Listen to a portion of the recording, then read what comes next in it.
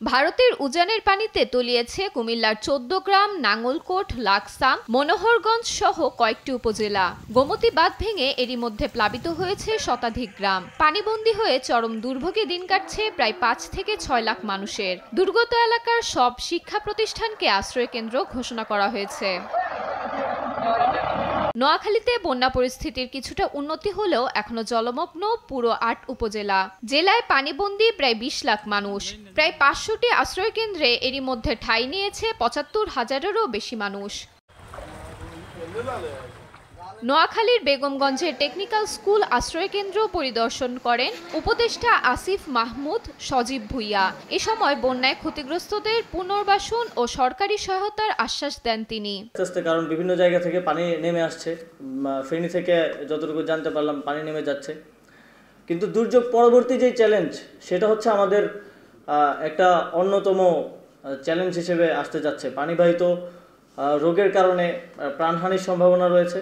সেটি মোকাবেলার জন্য আমাদেরকে এখন থেকেই প্রস্তুতি নিতে হবে। সেটি মোকাবেলার জন্য ঢাকায় যথেষ্ট প্রস্তুতি নেওয়ার চেষ্টা করা হচ্ছে। বৈষম্যবিরোধী ছাত্র আন্দোলন থেকে শুরু করে আরও অনেক স্বেচ্ছাসেবী সংগঠন এবং সরকারও যথেষ্ট ত্রাণ মজুত করার চেষ্টা করছে, ত্রাণ মজুত করেছে।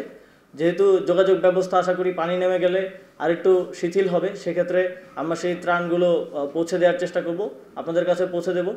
লক্ষ্মীপুরে ৫টি উপজেলার নিম্নাঞ্চল প্লাবিত হয়ে পানিবন্দী এখনো ৬ লাখ মানুষ। কমলনগর ও রামগতি উপজেলার বেশিরভাগ ফসলি জমি ও মাছের ঘের বন্যার পানিতে ভেসে গেছে। এরই মধ্যে দুর্গতদের মাঝে বিতরণ করা হয়েছে শুকনো খাবার, পানি, ওরসালাইন ও পানি বিশুদ্ধকরণ ট্যাবলেট। মাননীয় আইজিপি স্যারের নির্দেশে, আমাদের পুলিশ সুপার মধ্যে নির্দেশে আমরা লক্ষ্মীপুরে বন্যার্ত নিপীড়িত মানুষদের পাশে দাঁড়িয়েছি। আমরা আমাদের ক্ষুদ্র প্রচেষ্টা দিয়ে, বেতনের একটু অংশ দিয়ে আমরা ওদের পাশে দাঁড়িয়ে, জনগণের পাশে দাঁড়িয়ে আমাদের সাহায্যটুকু, আমাদের সহায়তা উজাড় করে দিতে চাই এবং সেটা আমরা করছি।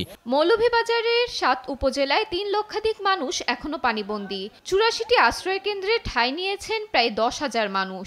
দুর্গত এলাকায় দেখা দিয়েছে তীব্র খাদ্য সংকট। মানে এত বিপদের মাঝে আছে মানুষ, খানি নাই, মানুষের ঘুম নাই, মানুষের জিনিস ক্ষতিগ্রস্ত, হাঁস, মুরগ, গরু, ছাগল সব মানুষের ক্ষতিগ্রস্ত, মানুষের নিজে খানির বাবদে অনেক ক্ষতিগ্রস্ত।